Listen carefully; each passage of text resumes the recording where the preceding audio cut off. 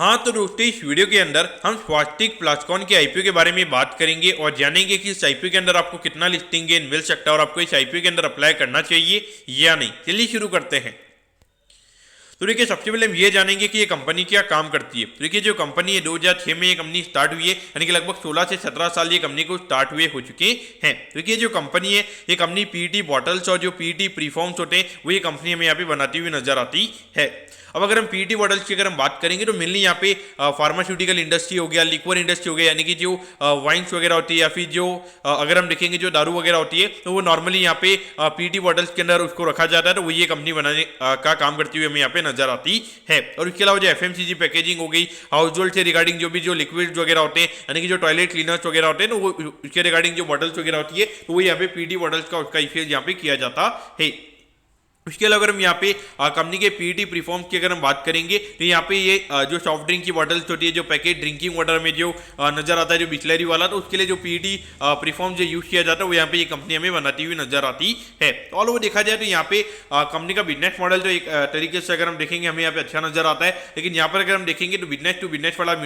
जो यानी कि B2B वाला बिजनेस मॉडल हमें यहाँ पे नजर आता है। तो यहाँ पे जो बड़े बड़े बिजनेसेस होते हैं उनका बार्गेनिंग पावर यहाँ पे काफी ज्यादा हाई रहता है, तो यहाँ पे ज्यादा मार्जिन ये कंपनी नहीं कमा सकती, तो ये एक नेगेटिव पॉइंट हमें यहाँ पे नजर आता है। और उसके अलावा अगर हम देखेंगे तो यहाँ पे कंपटीशन हमें काफी ज्यादा नजर आता है, यानी कि जो ग्रॉस मार्जिन की अगर हम बात करेंगे तो ग्रॉस मार्जिन यहाँ पे कंपनी का काफी कम रहेगा। भले यहाँ पे रेवेन्यू कंपनी का टाइम टू टाइम यहाँ पे लगातार ग्रो करेगा, लेकिन वहाँ पे ऑपरेटिंग लेवरेज का जो हम हमेशा बोलते हैं कि यहाँ पे जो बेनिफिट मिलना चाहिए वो मेरे ख्याल से long term point of view से कंपनी को नहीं मिलता हुआ नजर आएगा। अब अगर हम यहाँ पे ऑब्जेक्टिव की अगर हम बात करेंगे तो यानी कि यहाँ पे कंपनी का क्या ऑब्जेक्टिव है, तो यहाँ पे कंपनी को कैपेक्स करना है, यानी कि नया प्लांट एंड मशीनरी यहाँ पे कंपनी को लगाना है, तो उससे रिगार्डिंग यहाँ पे कंपनी को कैपेक्स करना है, तो उससे रिगार्डिंग यहाँ पे कंपनी का आईपीओ में आता हुआ नजर आ रहा है। और उसके अलावा यहाँ पे कंपनी को सोलर पावर प्लांट कंपनी को लगाना है, यानी कि अभी जो कंपनी की पावर कॉस्ट है वो यहाँ पे ज्यादा है, यहाँ पे सोलर का प्लांट यहाँ पे कंपनी लगाएगी, तो वहाँ पे कहने की जो पावर की कॉस्ट है कंपनी की वो हमें आने वाले टाइम पे कम होती हुई नजर आएगी। और उसके अलावा जो यहाँ पे उनका जो एग्जिस्टिंग मैन्युफैक्चरिंग फैसिलिटी है तो वहाँ पे भी कंपनी को कुछ प्लांट एंड मशीनरी कंपनी को खरीदना है, तो उससे रिगार्डिंग यहाँ पे कंपनी का आईपीओ में आता हुआ नजर आ रहा है। तो ऑल ओवर देखा जाए तो यहाँ पे long term point of view से, यानी कि जब ये कंपनी इतना फंड रेज कर रही है तो वहाँ पे long term point of view से अगर हम देखेंगे यहाँ पे जब ये सारी चीजें हमें फैक्टरी इन होती हुई नजर आएगी और वहाँ पे नया रेवेन्यू से आना स्टार्ट होगा, तो कहीं ना कहीं हो सकता है कि long term point of view से हमें यहाँ पे बेनिफिट देखने को मिल सकता है।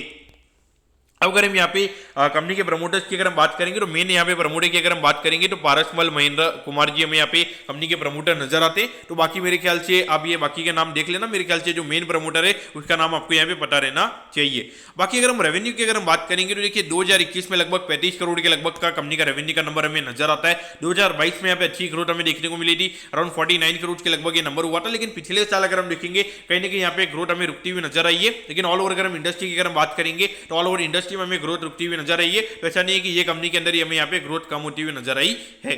लेकिन अगर हम प्रॉफिटेबिलिटी की बात करेंगे तो यहाँ पे हार्डली 6 लाख रुपए के लगभग नंबर था, फिर ये नंबर 13 लाख के नंबर हमें यहाँ पे आता हुआ नजर आया था। और अगर हम अभी प्रॉफिटेबिलिटी की बात करेंगे तो यहाँ पे 3 करोड़ के लगभग की प्रॉफिटेबिलिटी हमें यहाँ पे कंपनी के नजर आती है। तो कहीं ना कहीं देखा जाए तो यहाँ पे क्लियर कट थोड़ा बहुत मुझे मैनिपुलेशन यहाँ पे नजर आता है, क्योंकि अगर हम देखेंगे ऑलमोस्ट 10% से कंपनी का रेवेन्यू का नंबर यहाँ पे कम होता हुआ नजर आया है। लेकिन प्रॉफिटेबिलिटी की अगर हम बात करेंगे ऑलमोस्ट 20 से 25 टाइम्स हमें यहाँ पे जो कंपनी का प्रॉफिट का नंबर है वो हमें यहाँ पे बढ़ता हुआ नजर आया है। तो कहीं ना कहीं देखा जाए तो थोड़ा यहाँ पे इसको एक तरीके से ये नंबर्स को बिल्कुल ट्रू नहीं मानना चाहिए, थोड़ा यहाँ पे माइंड में ये रख के जाना है कि ये नंबर यहाँ पे सही नहीं है, तो थोड़ा कॉशियस व्यू मेरे ख्याल से यहाँ पे आपका होना चाहिए।